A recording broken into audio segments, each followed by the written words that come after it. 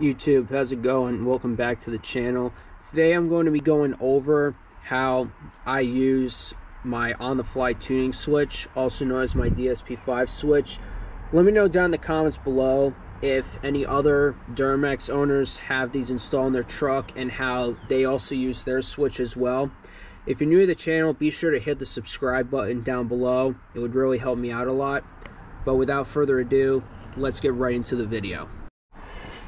Okay, so this is a no-brainer for people who have these, but position 1 is going to be all the way to the left, 2, 3, 4, and then 5.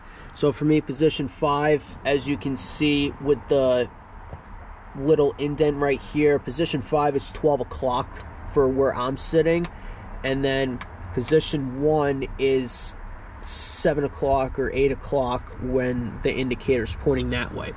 But getting back to the point, how I view each position when it got installed for me and how they told me, position 1 is your stock position, so I use that for when I'm daily driving.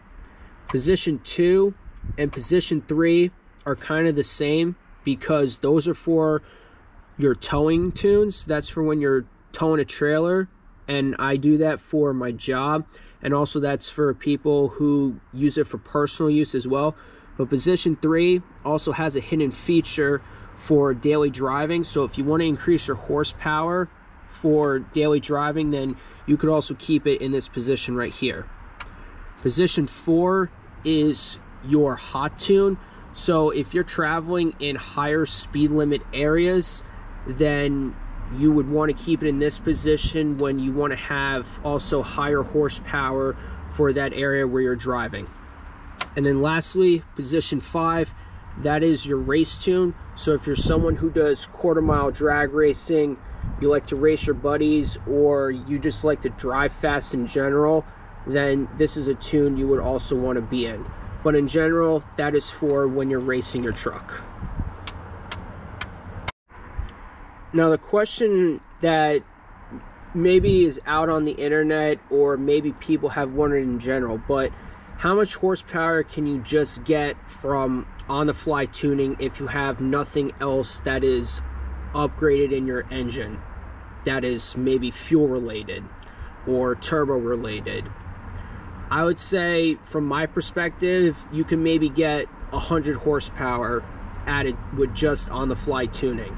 But let me know down in the comments for anyone else who is more diesel driven or has more experience with diesels, and let me know how much horsepower you can just get with on-the-fly tuning. For soot reasons, soot purpose reasons, if you have anything, I would say that's fuel related upgraded, fuel pump, fuel injectors, or CP3 related, you're gonna burn a lot of soot coming out of your tailpipe no matter what position you're in. But for me, I barely burn any soot in position 1 or position 2 when I'm driving. Position 5, obviously you're gonna burn the most soot, but that's not the tune you want to be in when you're driving all the time, because you could potentially cause damage to your engine probably. So I highly would recommend not driving all the time in tune 5 unless you're doing it for a specific reason that's related to that tune. I want to close off this video, guys, by just letting someone who's a little bit more experienced let me know down in the comments, but why there are some tuning companies that won't let you overwrite over their tune. Because when I had gotten this switch installed, there was a problem with me getting installed because there was a different tuning company that was on the PCM or the ECM, and the EFI Live and the tunings could not be installed on that PCM, ECM, so they had to reorder a flashed stock one, and it was a whole hassle that I had to go through. So let me know down in the comments why you can't do that with some tunings. I know that there are some you can overwrite, but I don't know if it's all of them that you can. So I hope you guys enjoyed this video. If you did, be sure to leave a like, share, comment, subscribe if you're new, and I will catch you all in another video. Peace.